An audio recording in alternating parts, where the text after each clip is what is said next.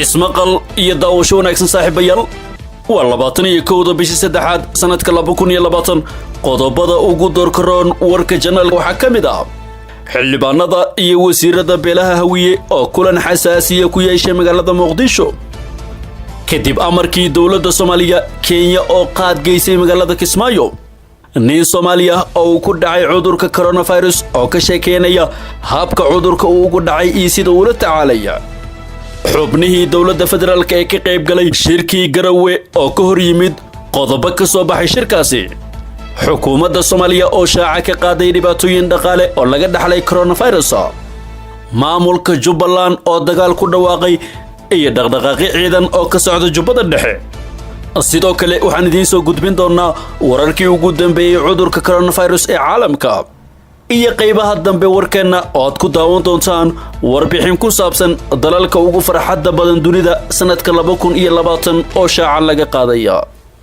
intaas saaxiibayaal waxay ahaayeen qodobada ugu doorkaroon warka janaalka haddii aad ku cusub tahay janaalkan ku soo biir oo subscribe saarkana mid noqo saaxiibada joogto oo hel 24 saac wararka halkan aan ku baahino qaybta hoose nagula wadaag aragtidaada muuqaalka share garee oo loo wadaag saaxiibada kuma hadsanid inaad ka mid tahay saaxiibada dhow janaalka dabagalka wararka haatana warkii oo fidsan xildhibaanada iyo wasiirada beelaha hawiye ayaa kulan xasaasiya ku yeeshay magaalada Muqdisho xildhibaanada labada aqal iyo wasiirada beelaha hawiye ayaa kulan ku yeeshay hotelka Maida ee Kisnaasaha Blotu ee magaalada Muqdisho kulankani ayaa waxa looga hadlay wixii laga yeeli lahaa tirada xildhibaanada beelaha hawiye ka soo gaaray baarlamaanka maamulka Koonfur Galbeed Soomaaliya xubnahaasi oo aad kaga yar tiradii ay xaq u lahaayeen beelaha hawiye ayaa baarlamaanka Koonfur Galbeed laga siiyay kaliya 9 xildhibaan xildhibaanada iyo wasiirada kulanka ka qayb galay ayaa ka kooban mucaarad iyo muxaafadba waxaana soo jeediyay kulanka xubno ay ka mid yihiin Mahad Salaad Axmed Macallin Fiqi Saabir Shuuriye Khaliif Cabdi Cumar xildhibaan Yuusuf Gamaadiid iyo kuwa kale wasiirada kulanka ka qayb galay waxaa kamid ah wasiirka amniga Maxamed Abuukar Islow Ducaale wasiirka gaashaandhigga Cabdullaahi Cali Xasan wasiirka boostada isgaarsiinta injineer Cabdi Xasan Canshuur iyo wasiir ku-xigeenka dekedaha Cusmaan Daalo si kastaba waxaa kulanka ka baaqday oo lagu casuumay wasiirka arrimaha gudaha Cabdi Maxamed Sabriye oo la doonayay in wax laga weydiiyo liiska xildhibaanada Koonfur Galbeed maadaama wasaaraddiisu ay hormuud u tahay dhismaha maamul goboleedyada xildhibaan Mahad Salaad oo kamid ah hormuudka kulankan ayaa qoraal uu horay u soo dhigay bartiisa Facebook oo markii la shaaciyay xildhibaanada Koonfur Galbeed waxa uu ku yiri madaxweyne laftagareen 9 xildhibaan kaliya ayuu ka siiyay beelweynta hawiye ee degan Bakool ilaa iyo Shabeellaha Hoose markan xilka joognay xildhibaanadii beeshu lahayd kala bar in ka badan ayuu meesha ka saaray ee maxay ku mutaysatay beeshu dulmiga intaas la eg ayuu yiri Mahad Salaad xildhibaanada iyo wasiirada hawiye ayaa la rumaysan yahay inay u mideysan yihiin sidii arrintan ay kaga dhidhin lahaayeen markana sheekooyinka la xiriira coronavirus nin Soomaali ah oo ku dhacay coronavirus ayaa ka sheekayay waxa uu yahay cudurkani xanuunka coronavirus ayaa ah mid meelo badan oo dunida ku faafaya iyadoo ay sii kordhayaan dadka uu ku dhacayo ama uu soo haleelayo xanuunkaasi Cabdillaahi Xaashi Aadan waa nin Soomaali ah oo ku nool dalka Norway kaas oo ku dhacay xanuunka coronavirus sida uu xanuunku ugu dhacay waxa uu dareemay iyo waliba xaaladiisa hadda siday tahay ayuu kaga waramay VOA-da laanteeda afka Soomaaliga Jaafar Kukay taariikhdu kolkay ahayd 28 bishii February ayaa waxaan u safray wadanka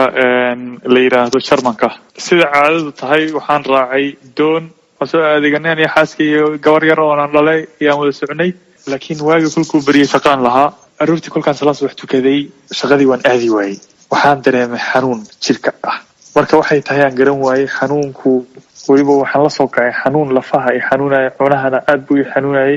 madax xanuun aad saayid oo ana wii hayay qandhana way haysay matagna way haysay shakigana way ugu jiray waxaan siri baalku jooga magaalada joogotiin dadku dhan way u yihiin inuu magaalada joogo marka waxaan siri waxba ha degdegin kuwii shaqada message u dir maanta sidaan shaqa kuma tegi kartid message baan u qoray markaas wuu ii soo qoray wuxuu yidhi maya guriga joog xanuunkii igu soo batay waana qarqaraya anuu markaa gude maalina way tahay bustaan ku dhex jira waana sii qarqaraya anigu dhan waxaad moodaa inaan dhaxamoonay minus 10 degree inaan ku dhex jiraad moodaysa ilkahaas ku ikay dhufanayay walahi xaaladda waxaa kusoo kordhay horta xanuun ana weligay intaan noolaa nin kolley 40 hadda ku dhowdhowahay weligay xanuun noocana ma arag malaria way igu dhacday afrikaan u joogo pneumonia xanuunada la yiraahdo way igu dhaceen xanuuno fara badan waan arkay oo kala duwan cagaarshowga kan la yiraahdo laakiin xanuunkan oo kale ma arag qandhadiisa lamida ma arag sababta tahay aniga oo dhan waan gariiray waana istaagi waayey waana dhaxan baan dareemayay waana adduunkii oo dhan baa nooc kale la noqday dhadhankii iga xumaaday xumad aad u fara badan dhididna wuu iga socda waana dhaxmoonaya marka iyadaa dee xanuunku marka phase 1 buu ku jiray kolley jirkaa la dagaalamayay laakiin xumad aad u fara badan bay ahayd markaasaa dhakhtarka wuxuu igula taliyey inaan cuno paracetamol iyo panadol qofkii wuxuu kullu yaqaano paracetamolka marka waxaan cunay 1 gram kiniini macna 500 miligram iyo 500 miligram markaas xogaa yar xumad jibin yar buu isiin jiray xogaa ku nafisay macnaha ma fahanti guriga isku karantiya lagu yiri xaafad waraaq bay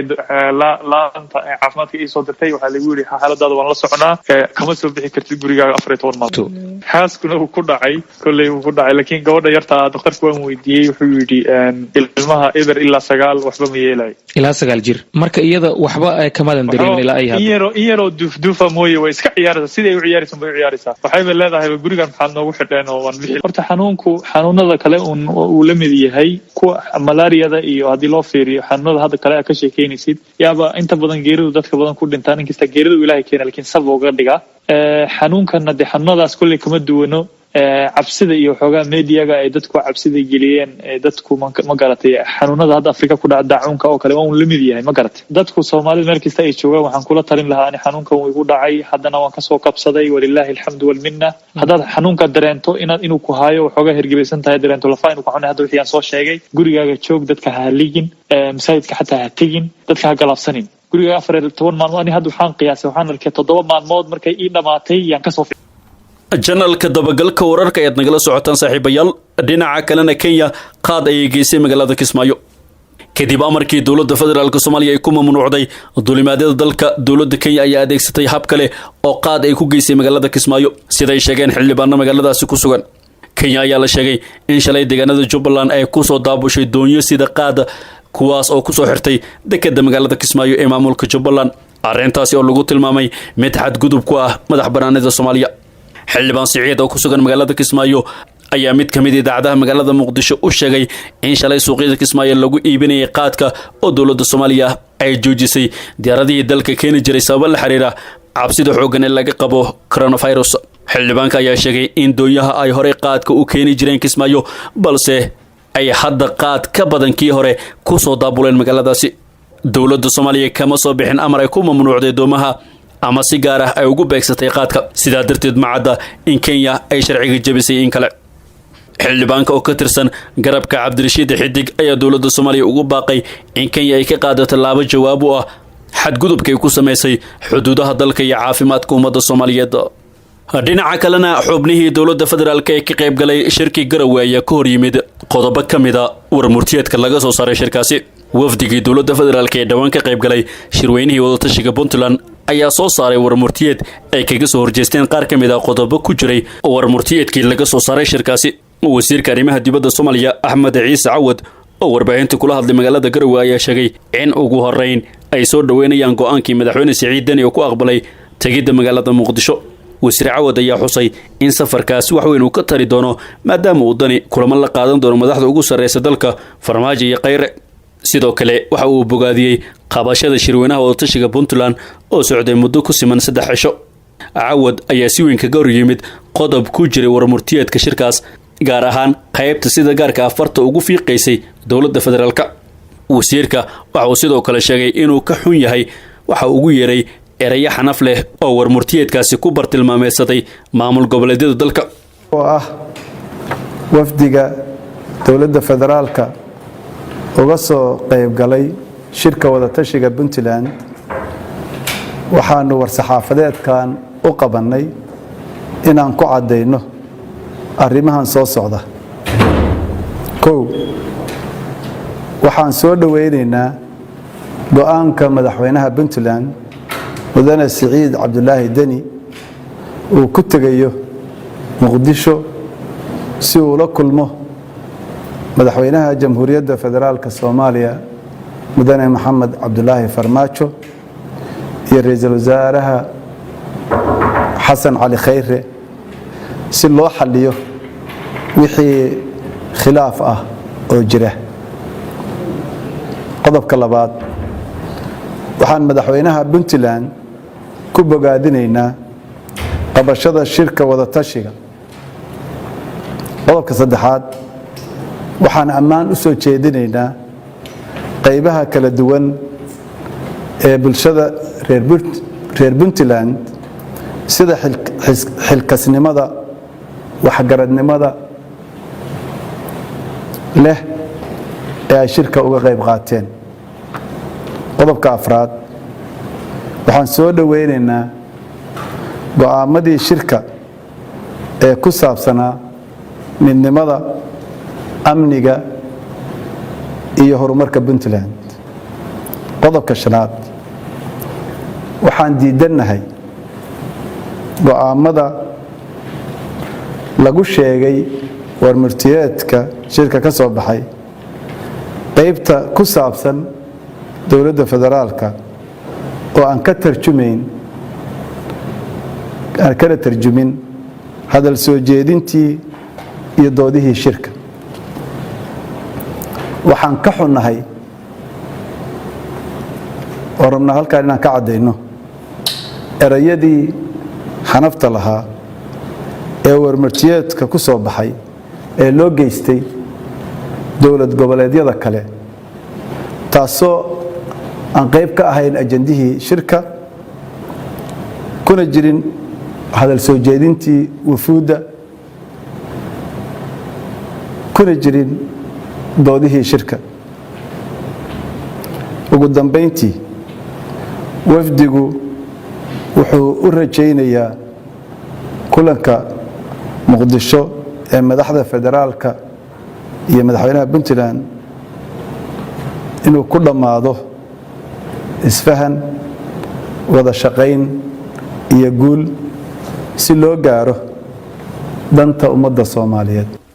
warar kale oo xasaasi ayaa noo soo socda. waxaan haatan idinku wareejinayaa wariyaheena magaalada Muqdisho oo noo sii ambaqaadaya faahfaahinta wararkeena kale.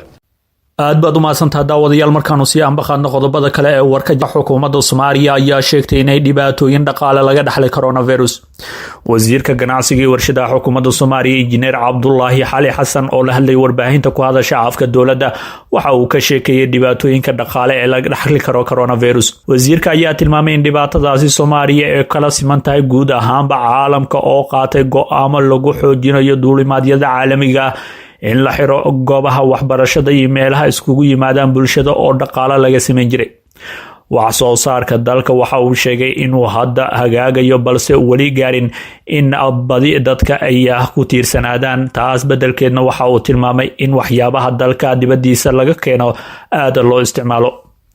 isagoo sii hadlaya ayuu waxa uu sheegay in kulankii dhowaan dhexmaray ra'iisul wasaaraha dalka iyo ganacsatada waaweyn ee iskaga xog wareysteen badeecadaha yaala iyo weliba inta ku filan bulshada Soomaaliyeed inta lagu hoolan yahay ka hortaga faafidda caabuqa corona. dhanka kale, wasiirka xogeenka wasaaradda maaliyadda xukuumadda Soomaaliya Cabdullaahi Sheekh Cali Quluucu ayaa sheegay in Soomaaliya aysan lahayn dalxiis iyo goobo gaar ah oo ku xiran dhaqaalaha kasoo gala dadka kasoo dega garoonka diyaaradaha aadan cadde. sababta dowladda federaalka Soomaaliya u qaadatay joojinta duulimaadyada waxa uu ku tilmaamay ka hor guud ahaanba dalalka caalamka ay u arkaan in lagu yareyn karo faafidda coronavirus maadaama uu yahay caabuq bulshada isku socodkooda ku gudba. waxaa joogsaday duulimaadyada caalamiga, dalalka iyo qaaradaha kala duwan ee caalamka waxa ay qaateen go'aamo kala duwan oo ay ku midaysan yihiin dhanka xayiraadaha si isku socodka dadka loo xakameeyo. geesta kalena gudoomiye Cumar Filish ayaa fariin u diray shacabka magaalada Muqdisho. shirka toddobaadlaha ee maamulka gobolka Banaadir ayaa mar kale ka qabsoomay xarunta aqalka dowladda hoose ee xamarkaas oo looga hadlay arrimo badan oo muhiim ah. kulankan ayaa waxaa looga hadlay doorka maamulka gobolka Banaadir iyo dowladda hoose kaga aadan ka hortaga xanuunka COVID-19 gaar ahaan waaxda caafimaadka dowladda hoose iyo warbaahinta gobolka Banaadir kaga aadan wacyigelinta bulshada. kulankan waxaa kaloo looga hadlay dardargelinta ololaha canshuur aruurinta dowlada hoose ee xamar oo meel wanaagsan maraya. xaalada guud ee amniga magaalada muqdisho ayaa kulanka muhiimad gaara la siiyey iyadoo la xusayo qaraxyadii lala beegsaday baalayaasha kaamirooyinka qarsoon ee lagu sugo ammaanka magaalada muqdisho ee loo yaqaano CCTV-da. waxaa kaloo lagu soo qaaday kulankan bilicda iyo nadaafada magaalada muqdisho. ugu dambeyn shirka ayaa gabagabadiisa lagu balamay in laga dhabeeyo halku dhiga duqa muqdisho oo ah bulsho nabad ah iyo baled nadiif ah. Jubbalandna waxa ay ku dhawaaqday howlgalkii ee al-shabaab looga saari lahaa gobolka Jubbada Dhexe. taliyaha guud ee ciidamada maamulka Jubbaland General Aadan Maxamuud Ibraahim ayaa faahfaahin ka bixiyay xaalada deegaano dhowaan ciidamada Jubbaland ay kala wareegeen al-shabaab oo ka tirsan gobolka Jubbada Hoose. taliyaha ayaa booqday goobaha ay ku sugan yihiin ciidamada Jubbaland oo horey looga saaray al-shabaab. taliyaha ayaa sheegay in nolosha dadka ay ku soo noqotay sidii caadiga ahayd oo ay helayaan dhammaan adeegyada aasaasiga ah ee nolosha sida waxbarashada, caafimaadka iyo biyaha. amnigoodana ay sugayaan ciidanka maamulka Jubbaland. waxa uu sidoo kale sheegay in Jubbaland ay diyaarisay qorshihii ugu dambeeyay al-shabaab looga saari lahaa gobolka Jubbada Dhexe isla markaasna maalmaha soo socda la bilaabi doono. waxa uu sheegay in goobaha kale oo weli gacanta ugu jira al-shabaab laga saari doono isla markaasna ciidanka Jubbaland ay qaadi doonaan howlgal ballaaran. taliyaha ayaa xusay in ciidanka Jubbaland loo dhammaystiray qalabkii ay kula dagaalami lahaayeen al-shabaab isla markaasna sanadkan la xoreyn doono deegaano badan. dhanka kalena waxaanu eegaynaa wararkii ugu dambeeyay ee la xiriira cudurka coronavirus ee caalamka saameynta baan ku yeeshay. waxaa sare u kacay tirada dadka u dhintay cudurka coronavirus guud ahaan wadanka Spain. waxa ay gaartay dhimashada 1200 iyadoo ku dhowaad 20,000 oo qofna uu ku dhacay cudurkan gudaha dalka Spain halka 1588 ay ka bogsadeen cudurkan. tirada ugu geeriyootay cudurkan gudaha qaaradda Yurub ayaa kor u dhaaftay 5,000 oo ruux. waaxda caafimaadka UK ayaa waraaqado u dirtay in ka badan 65,000 oo dhaqaatiir iyo kalkaaliyaal howlgab noqday iyadoona ka codsatay in ay ku soo laabtaan shaqada si ay uga qayb qaataan la dagaalanka viruska corona. dhanka kale dowladda ayaa codsatay in dhammaan cisbitaalada la geeyo qalabka loogu talagalay la dagaalanka cudurkaasi. dalka UK 144 qof ayaa viruskan u dhimatay halka 3,269 qof laga helay xanuunka COVID-19. wasaaradda caafimaadka koonfur Afrika ayaa warbixin ay soo saartay dhankeedu waxa ay ku sheegeen in caabuqa COVID-19 uu ku sii faafayo dalkooda sidaas awgeedna ay u baahan yihiin abaabul xoogan oo ka dhan ah. qiyaastii 60% xooli ayuu ugu socdaa corona dalka koonfur Afrika marka la eego diiwaanka dadka oo ku korortay 150 kiis oo caabuqa COVID-19 ah. madaxweynaha koonfur Afrika waxa uu dadka ugu baaqay in ay ku nagaadaan guryahooda. waxa uuna amray in la xiro goobaha waxbarashada ciidamadana ay xaqiijiyaan dhaqangelinta amarkaasi. waxaa xiran goobaha ganacsiga oo dukaamada ugu badan ay ku leeyihiin ajaanibta oo Soomaalidu ay qayb ka tahay sabab la xiriira in qof kasta uu ka baqayo in uu qaado ama uu haleelo caabuqa corona. wasiirka caafimaadka koonfur Afrika oo warbaahinta kala hadlaya dadka ayaa musiibada ku tilmaamay faafidda degdega ah ee cudurka coronavirus ee dalkaasi waxaana howlwadeennada wasaaradda uu ku amray in ay laabaan gargaarka bukaanada ay u fidinayaan. weli koonfur Afrika lagama soo sheegin qof u dhintay cudurka coronavirus balse waxaa sii kordhaya dadka uu soo ritay caabuqan waxaana xukuumadda Pretoria lagu wadaa in ay qaadato go'aano xaalada degdeg ah guud ahaan dalka lagu gelinayo. ugu dambeyntiina dalalka ugu farxadda badan dunida 2020 ayaa la shaaciyay.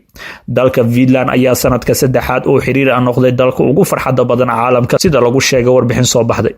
cilmi baarayaasha warbixinta farxadda adduunka World Happiness Report ayaa weydiiyay dadka 153 dal in ay qiimeeyaan heerka farxadooda. qiimeyntan ayaana lagu saleeyay arrimo ay kamid yihiin dhaqaalaha dalka, taageerada bulshada, xorriyadda qofka iyo heerka musuqmaasuqa si dal walba loo siiyo dhibcaha farxadda. si lamida 7 warbixin ee hore waxaa warbixinta 8 ku badan dalalka Nordiga la isku yiraahdo oo 7 kamid ah ay galeen 10 kaalin ee ugu horeeya. dalalka ugu farxadda badan adduunka ayaa ah kuwa dadkooda ay dareemayaan in ay wax ku leeyihiin oo is aaminaan isla markaasna ay ku raaxaystaan hay'adahana ay wadaagaan. waxaana sidaasi yiri mid kamid ah dadka warbixintan diyaariyay. dalalka kaalimaha hoose ka galay warbixintan ayaa ah kuwa ay saameeyeen dagaalada iyo saboolnimada xoogan iyada oo Zimbabwe, Koonfurta Suudaan iyo Afghanistan ay noqdeen 3 dal ee ugu farxadda liita.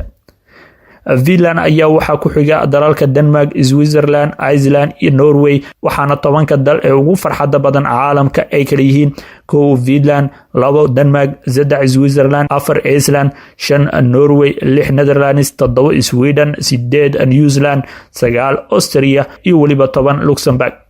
10 dal ee ugu hooseeya liiskan ayaana kala ah 144 oo ay gashay Hindiya, 145 oo ay gashay Malawi, 146 oo gashay Yemen, 147 waxaa gashay Botswana, 148 waxaa gashay Tanzania, 149 waxaa gashay Central America Republic, 150 waxaa gashay Rwanda, 151 waxaa gashay Zimbabwe, 152 waxaa gashay South Sudan, 153 oo ah Afghanistan. guud ahaan daawadayaal wanaga intaa warkii aad kala socoteen janaalka dabagalka wararka fadlan haddii aan ugu cusubtaan ugu soo biir oo subscribe sar janaalkan si aad uga mid noqoto saaxiibada sida joogtada u hela wararka 24 saacan halkan ku baahino aragtidaada halka oo san ugu reeb muuqaalka share gare waana ku mahadsantahay daawashada muuqaalkan oo aad kala socoteen